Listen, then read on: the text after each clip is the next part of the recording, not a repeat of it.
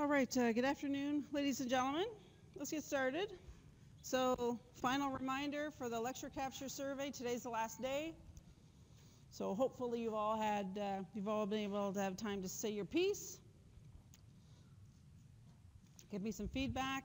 And then also another shout out to please fill out your course evaluations.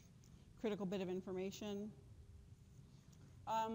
I'd also like to talk to you about the test that you did last Thursday. Yeah. So it is marked, and we had trouble. It was going to come back to you yesterday, but we had trouble scanning the test, so we've got all that figured out. I promise it will be back to you by end of work day today. Okay, so before I go home, I promise I will email those out and post. I know, not the greatest timing for a weekend, maybe for some of you, but bonus for another. The test was done well. It was class average 77%. There were availability for bonus marks on this one, so some of you did indeed get 33 out of 30 on this test, and that was for integration. So there is a level of answer that I expect to see. And then those of you that are getting really comfortable with integrating are then starting to add some really cool extras.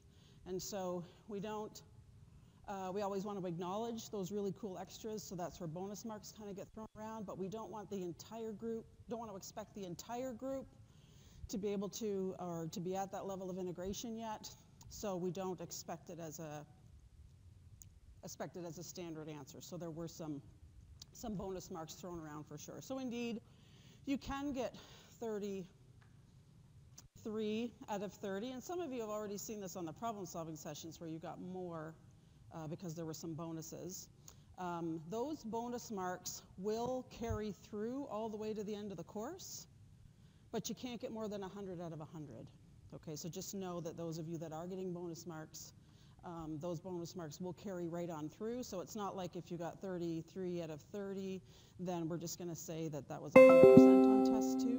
We will carry those extra 3 marks over to enhance your final grade, okay, but you can't get over 100% in the course. We send the registrar for a total dither if we send in anything over 100. So, but those grades will carry through, even the grades on the problem-solving sessions, okay?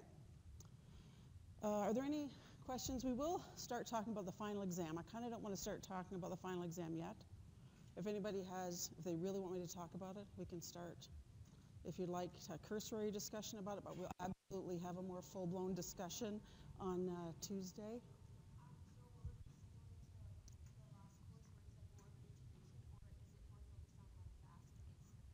So, okay, so the question is it more like, will the final exam be more like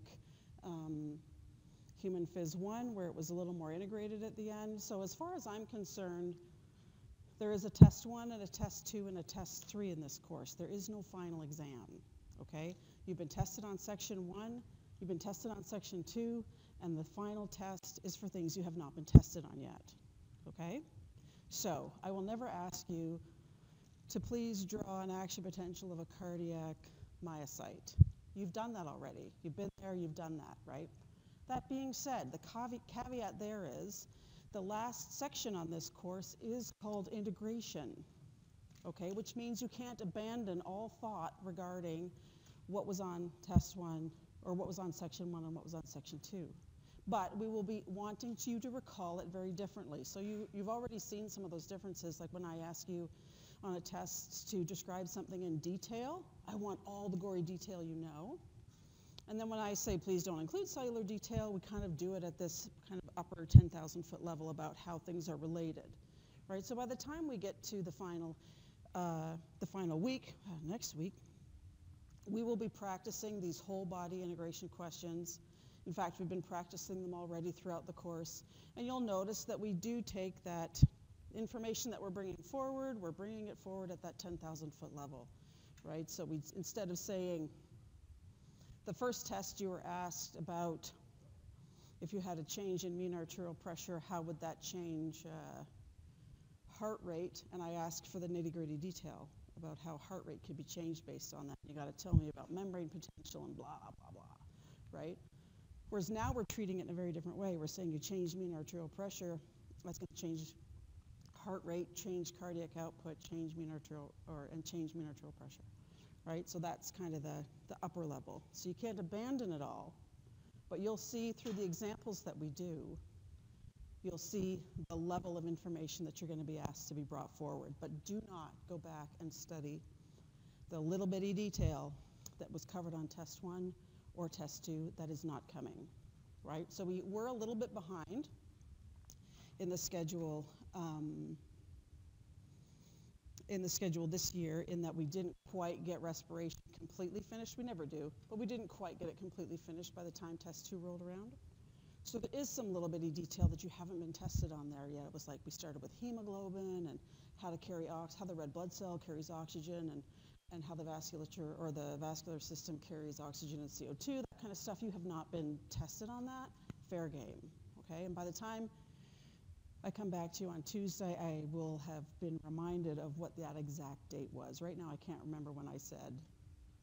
One lecture I said we're calling it for test 2, and then everything moving forward from that will be fair game for test 3, okay? So there's a little bit of detail regarding respiration there. There's going to be a little bit of detail regarding buffers, because we have taken a little bit of detail regarding buffers, but then essentially the acid-base physiology section is just integration. It's combining the kidney and the lung, and we learned a little bit about buffers. So we are already integrating. Once we get this little bit of integration over with, we'll bring it all together and practice, practice, practice. Okay, so we will be doing nothing but practicing these integration type questions till the course is over, okay? Anything else somebody wants to get off their chest here today? No? You good? Again, we'll talk about it again on Tuesday, so if you think of something, then just let me know. Okay, so exciting Davenport diagram. That's where we were at. Couldn't sleep last night because we were on the Davenport diagram. So the Davenport diagram was going to be one of our tools that was going to help us try to, it was tool number 3, what did I entitle that? Oh, tools. Tools to try to keep these 3 variables, to try to predict what's going to be happening with 3 variables at the same time. And yesterday, so you would think, okay, well that's pretty easy, nailed it, except yesterday, right at the very end of class, we peeked into what one of the major problems is. And that is, when you measure bicarb concentration in the blood, we said that we had a buffer base of 24 millimolar, right? And then we talked about this thing called base excess or base deficit. That's what we did yesterday, right? We actually added buffer, and we saw how that changed the relationship. Took buffer away and saw how that changed the relationship. But because of the relationship between, if we were to think about the relationship between buffer and CO2,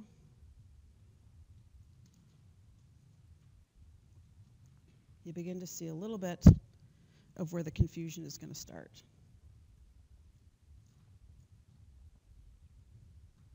When we did this exercise where we were holding CO2 constant, changing bicarb, and then calculating pH. That's all we were doing with this exercise yesterday.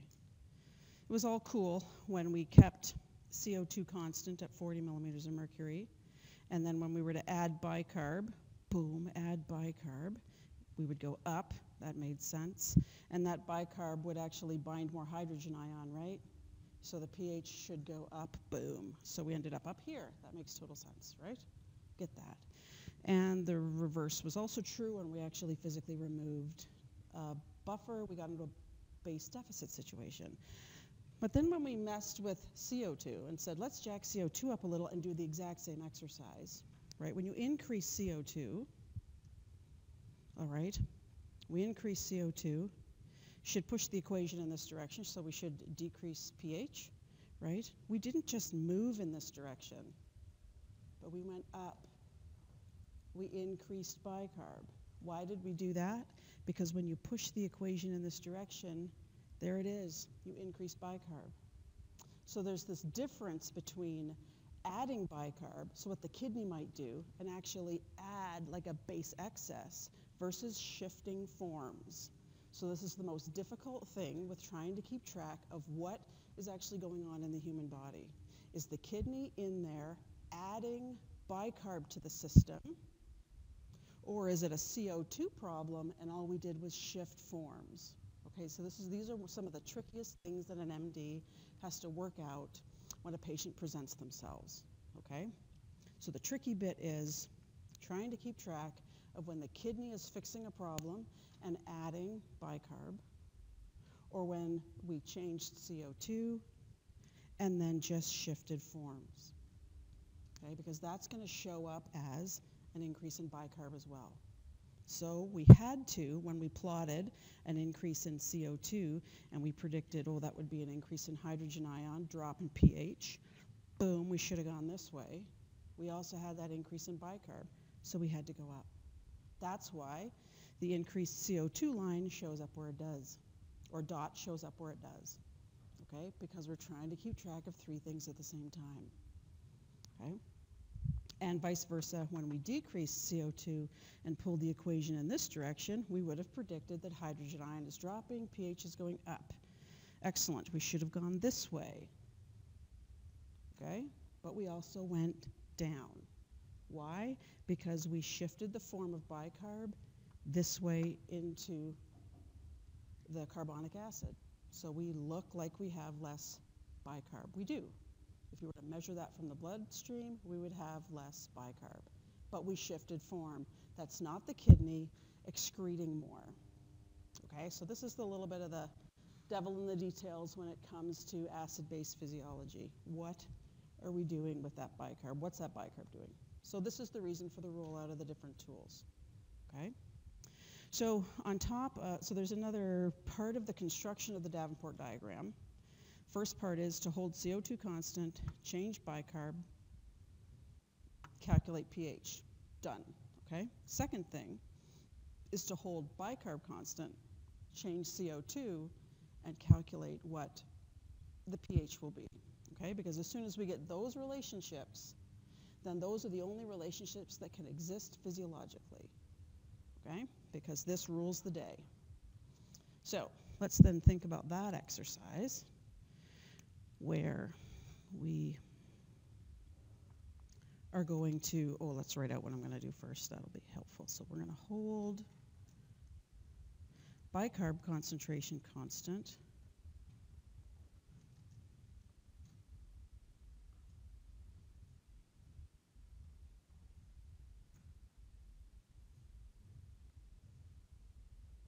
And change CO2. Okay, so if we think about our normal relationship here,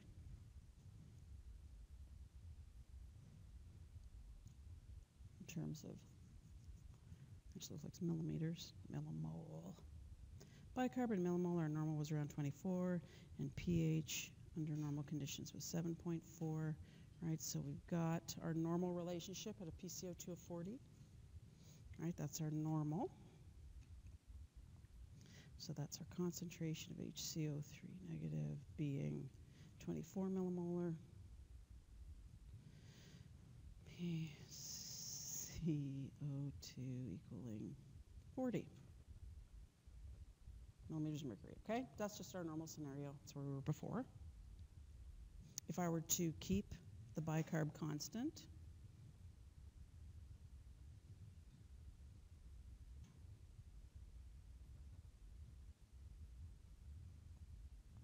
and let's go with a decrease in CO2. Okay, so I were to decrease CO2, right? We would expect the equation to be pulled in this direction. So we would expect to see a decrease in hydrogen ion, an increase in pH, right? So we expect a decrease in hydrogen ion, so we should go this way. Decrease in pH, but we've also shifted form of the bicarb, right? When we pull the equation in this direction to decrease pH or to decrease hydrogen ion, we also decreased bicarb. So, oops, so we're down here. Bicarb dropped, okay? Shifted form. That's because, remember, we were holding concentration constant, but we shifted form, right? And likewise, if we were to do the opposite,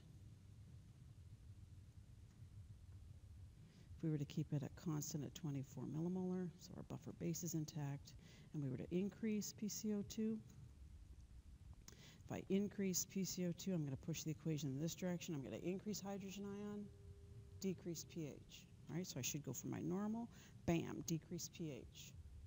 But I also, while I increase my hydrogen ion, I increase my buffer, I increase my bicarb. So that spot should reside here, shifted forms. Okay? So then we get this relationship that when we actually keep bicarb concentration constant, so our buffer base is constant, and we shift CO2, we see how both the shifted forms of bicarb and the pH are changed, okay? So at a constant concentration of buffer, you can have a range pHs, okay? So we get this isobar, we call them. Okay, and then we do the same game. We go ahead, what did I do there? Where we, let's say, decrease our concentration of bicarb. Okay, so now we've got ourselves into a base deficit. I didn't look up how to spell deficit. Let's do the Friday spelling with 2 E's. We'll shake it up. There we go. We'll do that. Lower than normal. I think it's an I. I don't even. Can someone Google that for me by the time we're done? Because the Friday and the Thursday, yeah, that is totally not right. But we're running with it for a Friday. Deficit.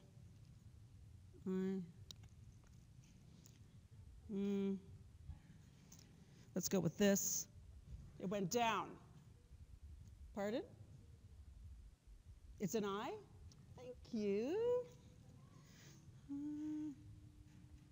So scratch that. That is totally nailed it. Okay. Whew. Base deficit. We took it out. So when it's now no longer at 24 millimolar, it's at 20. We took it out of the base. Okay? So we should totally expect it to go down, right? But with less buffer, we will have more free hydrogen ion. It's a buffer, right? So now we're going to have more free hydrogen ion. So pH should drop. So we're here. Okay? And then if we did the same maneuver with increasing and decreasing CO2 based on that new base deficit, we would come up with another relationship just like we did before. Okay? And then if we went to an increase, HCO3, now we're in a base excess, which I can totally spell. Look at that. Base excess, thank you. Base excess, so now I've got more than 24 millimolar, I've got 28 millimolar. Okay, so I've just lumped on top, so boom, I should definitely go up on this graph, right? But with more buffer in there, I should be binding more hydrogen ion. It's a buffer, right? That's what it does. So pH, hydrogen ion should go down, pH should go up. So I'm here. Okay, and if I did the same maneuver with CO2, I would get that line. Okay, so you get this then collection of, if I change one and I keep the other constant and measure pH, we get these relationships. So at the end of the day, these are the only relationships that can happen physiologically, okay? So what Davenport did then was combine the two graphs, okay, to the infamous Davenport diagram. That is all this is. It makes a grid.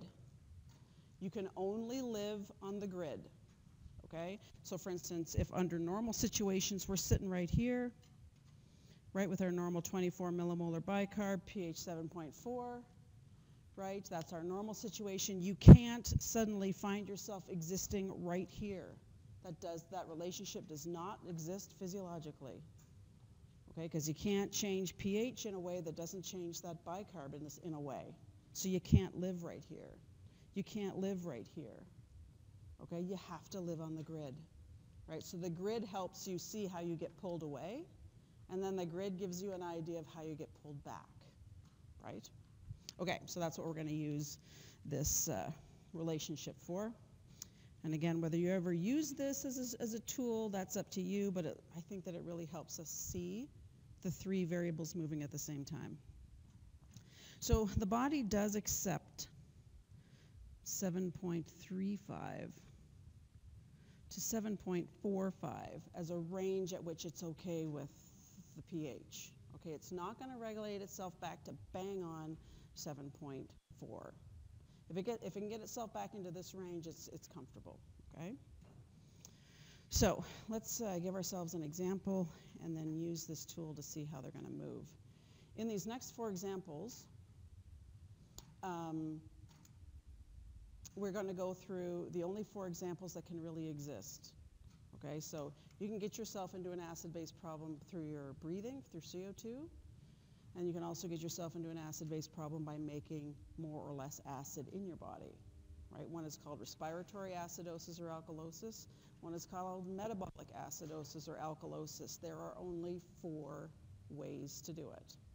We're going to go through each of those 4, messing it up in one way and fixing it with the other, knowing that that's just what I'm doing, that's not what the body would do. I want you to see every problem on its own and see one solve for that problem, okay? So we're going to break it with the lung and we're going to fix it with the kidney. And then we're going to break it with the kidney and we're going to fix it with the lung. That's not what the body would do. The body would use everything it has available.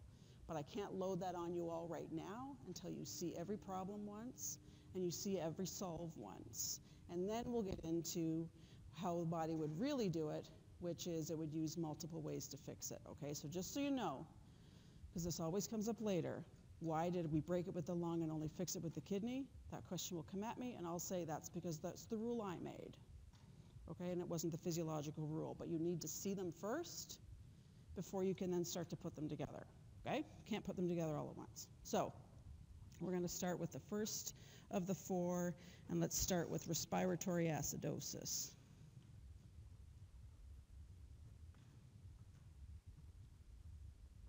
So we're going to use the lungs. So this is going to be a CO2 problem. That's the respiratory is throwing you that hint, okay? It's going to be a CO2 problem. Respiratory acidosis. You have too much acid in the system based on CO2, okay? Too much CO2 will lead to that. So let's think about, let's just throw out what the example might be. So hypoventilation, okay? Big clue here. Hypoventilation is a decrease in ventilation, decreased VA, okay? So how are you going to figure out what happens with oxygen or what happens with our blood gases based on this example? If that showed up on a test, how would the body be perturbed by hypoventilation? If it's not going to change oxygen or CO2, the body's just going to walk on hypoventilating. It's got to change one of the 2 for the body to then fix the problem. Yeah. More CO2 because less is removed. Perfect. So that's the one way to talk your way through it, right? That's brilliant. So more is removed, less is removed. So you're talking about more CO2 in the alveoli and then more CO2 in the blood. Perfect. Okay. So I would totally agree with that.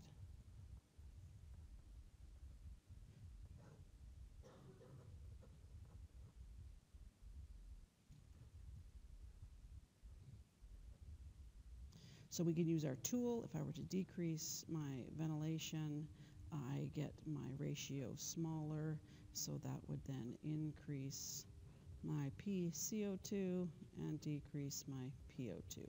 Perfect. That would be in the alveolus, and then that would be systemic blood. Perfect. So there it is. Increase in CO2. So in terms of the acid-base problem going on here then, if we've got an increase in CO2, we can then start to bust out our tools to try to figure out how that is going to affect hydrogen ion, right? Because Surely, we definitely know that this CO2 is going to affect sensors that are going to change ventilation back, hopefully, is how that would work. But we're also going to get ourselves into an acid-base problem based on this. Okay, so then how does an increase in CO2 change hydrogen ion? What one of those tools would you go to try to figure that out? One of the quickest ones is that bicarb equation that relates the two, right? So if we were to go think about CO2 plus H2O.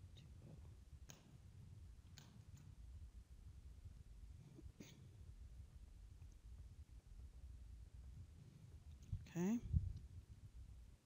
I've got an increase in CO2, so I'm going to push the equation in this direction, right? So you should fully expect to see an increase in bicarb, shifted forms.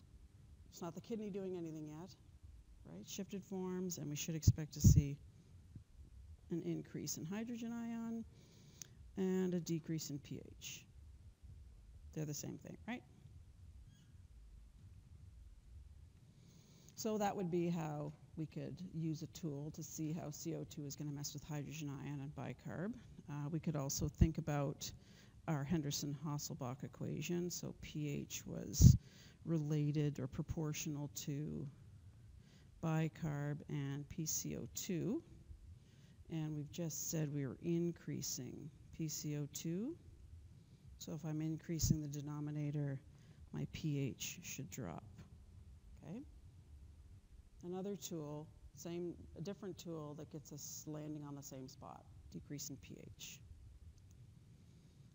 Okay, Davenport diagram, what's happening? Bicarb our buffer base was remaining constant, and we went from a CO2 of 40 millimeters of mercury, and we increased CO2. So that's like going from this isobar to this isobar, right? Increasing CO2. So it's like wandering out here. Okay, we got to stay on the grid. But that grid tells us exactly the same thing. pH went down, so hydrogen ion went up, and buffer went up a little bit. That's what this equation would have told us, because we're shifting forms. Okay, this is not renal compensation.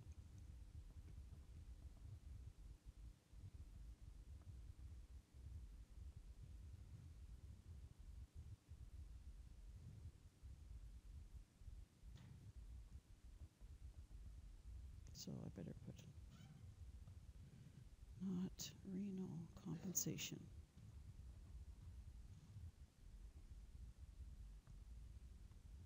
Okay, so this is not base excess. It's just shifting forms. Okay? But we've got to stick on the grid. All right.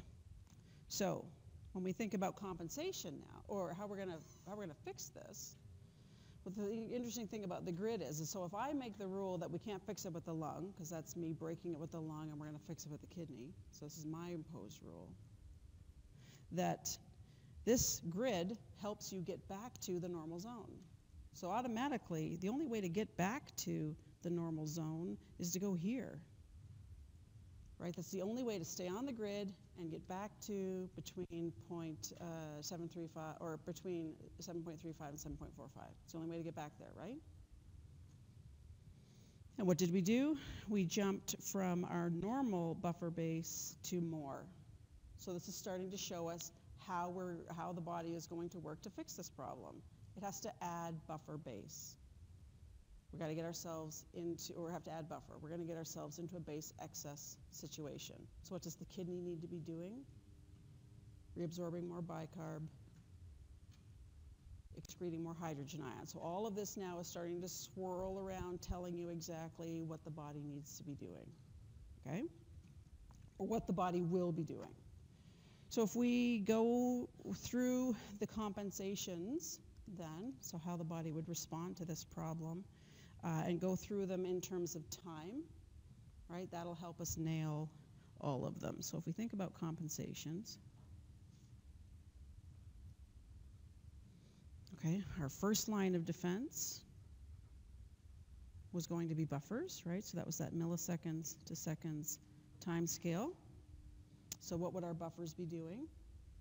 Well, we can help ourselves a little bit by adding the buffer pool, or thinking about the buffer pool, to the bicarb equation. So remember, we did earlier on add thinking about what our buffer pool would be doing if we were to push the equation in this direction and increase hydrogen ion, right? If we increase hydrogen ion,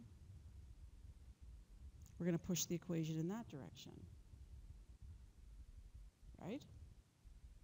So in terms of our buffer pool, if we think about our buffer pool as the one without the hydrogen ion bound to it yet, we should actually see a decrease in our buffer pool there, okay? Because we push it in this direction. So that's our buffers on a milliseconds to seconds time scale, minimizing the disturbance. Okay, we've got excess hydrogen ion, let's hide it. Okay, so that's our proteins and our phosphates hiding it, all right? So we would have our second line of defense, which would be our respiration. So to mess with CO2, so we could just actually say, would you just breathe right? Right, and that would pop you down from here, and you just go right back down to there, right? But my rule today is we're going to break it with a lung and fix it with a kidney. Okay, so I'll put lungs on here as a placeholder, because indeed we could fix this if we would change respiration. That would be our second line of defense. And then if we look then at how the kidney would solve this problem then, that's our third line of defense. What would the kidney do over hours to days? Well, the Davenport diagram already gave us a hint as to what's going to have to happen. The kidney is actually going to have to get more bicarb back for us, right? So remember we talked the other day or yesterday about how we had to resorb. We had to get all the bicarb back, first of all, that we filtered, and then we had to have either a net gain or make new, okay? So the kidney needs to get rid of that hydrogen ion and keep that bicarb. So increase hydrogen ion excretion and increase bicarb reabsorption. Okay, and again, that reabsorption was going to be, that increase would be helped by an increase in net gain and an increase in formation of new. Okay, so the Henderson-Hasselbalch equation also helps point you in the right direction as to what you had to do, what the kidney might have to do. If I increased the denominator to get us into the problem, then increasing the numerator would help us fix the problem, right? So this equation, if you think about trying to find ways of figuring out if I were to increase the numerator in the presence of that increased denominator, my pH should come back up.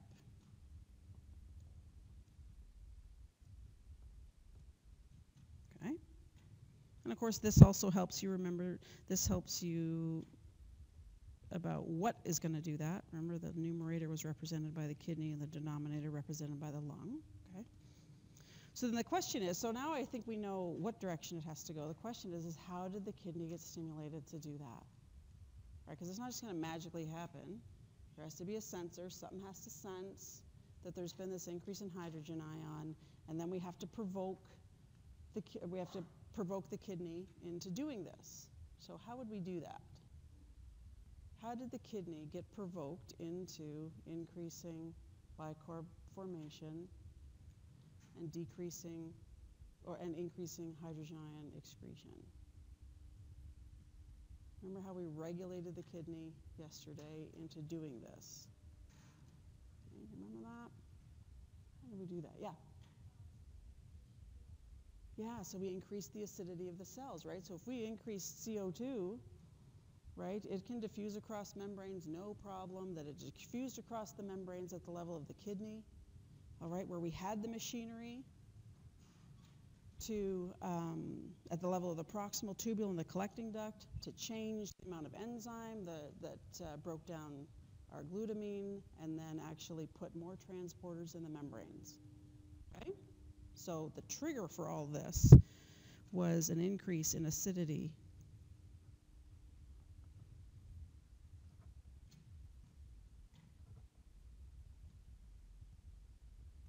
increasing the acidity of the proximal tubule and the collecting duct, right? And that was going to increase, I don't know what that word is.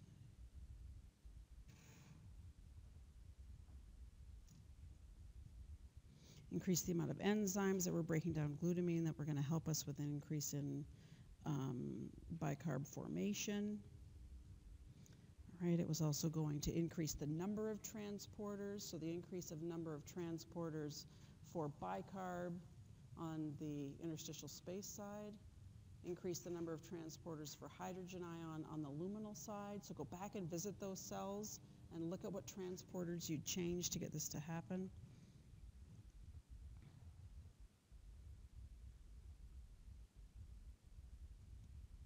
Okay, so there it is there. So to get all of that stuff to happen, okay? So again, go back to those cells and take a look at the transporters that you would change, because there's going to be some questions on the final exam where that level of detail is going to be required. So I'm just going to put a placeholder here for it, but go back and visit those cells very specifically, okay? All right, so indeed, we would increase the amount of enzymes, increase the number of transporters to promote increase in bicarb reabsorption. So we would now then have this, to fix this problem, an increase in bicarb. This is renal compensation. This is base excess, okay?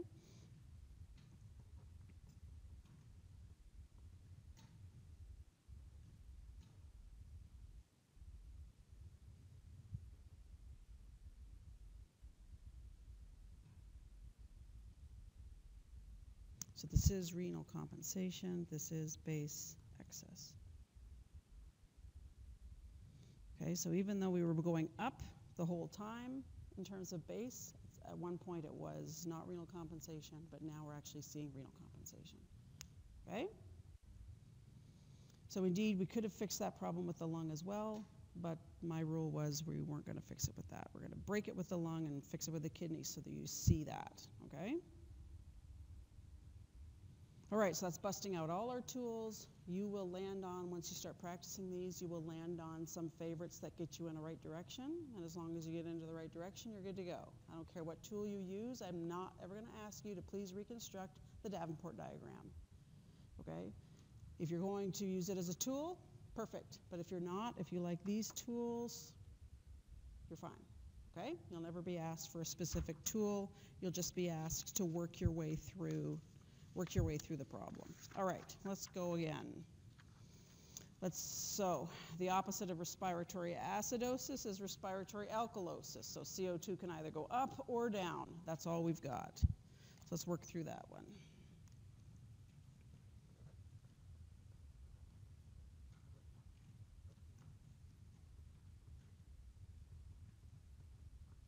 Respiratory alkalosis. All right, so this would be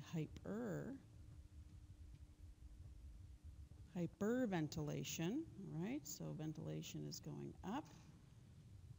Okay, so how is that going to mess with something related to hydrogen ion? Someone will work that for me.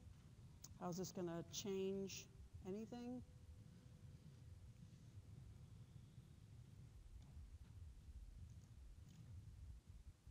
No changes?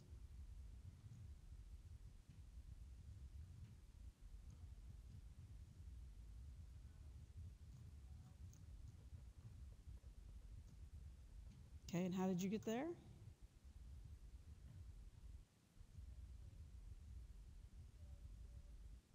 Okay, so you went here. Perfect.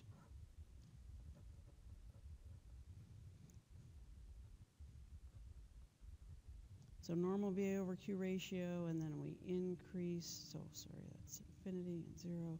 Increase the numerators, or increasing the numerators, the number's getting real big. All right, so that does mean we're going to drop CO2 and increase PaO2. Brilliant. Okay, so how does CO2 relate to hydrogen ion? Okay.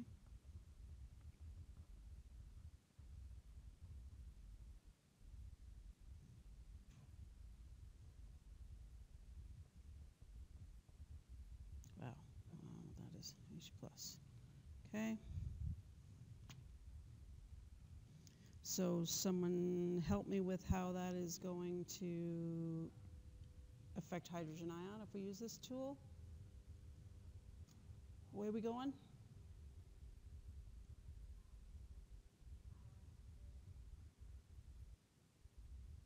That way? Yeah. Perfect. So if we drop CO2, boom, we head in that direction, so that's going to result in a decrease in bicarb. Shifted forms.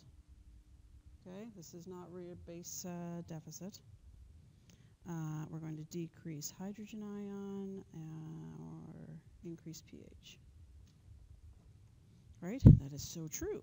And so if we were to think about our Davenport diagram and our normal zone, where we sit at normally, decreasing our CO2 is akin to going from 40 millimeters of mercury to a PCO2 of 20. So it's akin to going down here, right? But you got to follow the grid, because you can't just pop out in this direction. That doesn't exist, right? So we do see that decrease in bicarb, but again, that is not renal compensation. That's just shifting forms.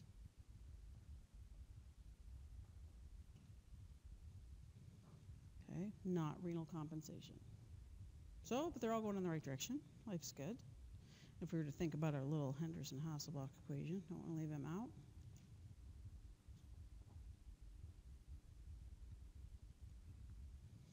We have a decrease in CO2, so therefore we should see an increase in pH. Perfect. So already from here we can start to see what the body's going to need to do to solve this problem, right? We've got to decrease the numerator, right? We had our, looking at our Davenport diagram, how do you get back to the zone on the grid? When you're pulled out in this direction, the only way to go is that way. Okay, you've got to go from your normal buffer base down to base deficit. Okay? So if we think about our compensations, so I think we got the problem nailed. Right, and we think about our compensations in terms of time. What's happening with our buffer system? Okay, so let's put it in equilibrium here.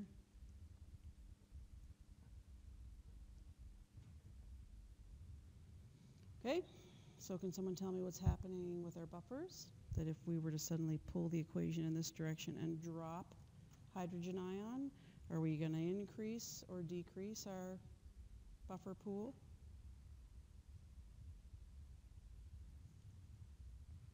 You got it? Yeah. You're going to increase, right? Absolutely, because if we're going to drop hydrogen ion, we're going to pull the equation in that direction, right? We're going to start stripping off hydrogen ion from our storage, right? This is buffers minimizing the disturbance, right? So we're going to get an increase in that. Brilliant. We would fix with the lung, but I'm not going to let us do that right at the moment. We will soon enough. What's happening at the level of the kidney? What would be going on down there in terms of the overall idea to fix this? What will the kidney do with hydrogen ion? What will the kidney do with bicarb to fix this?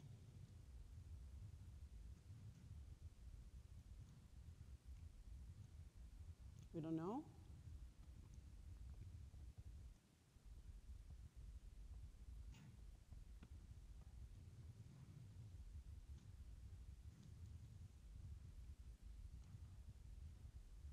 Okay, I'll leave it there, and we'll move on. Yeah.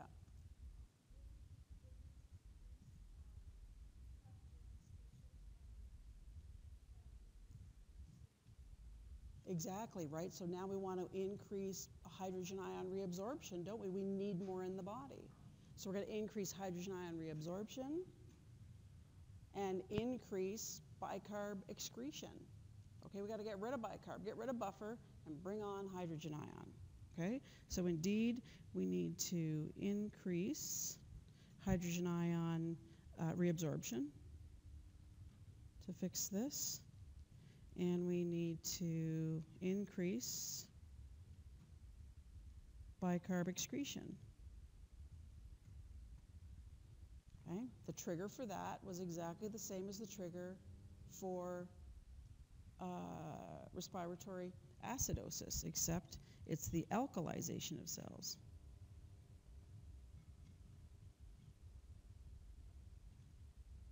Less CO2 everywhere, which means we're converting all, that we're going to have less combination of CO2 and hydrogen ion to make acid. So the whole system is going alkalotic, right? So alkalization of cells, so that's another way of saying decreased acidity, depending on how people like to look at it, just so you see it. So we're going to decrease the acidity or increase the alkalization of the cells in the proximal tubule and the collecting duct. Okay? And so we're going to do the opposite. We're going to decrease the amount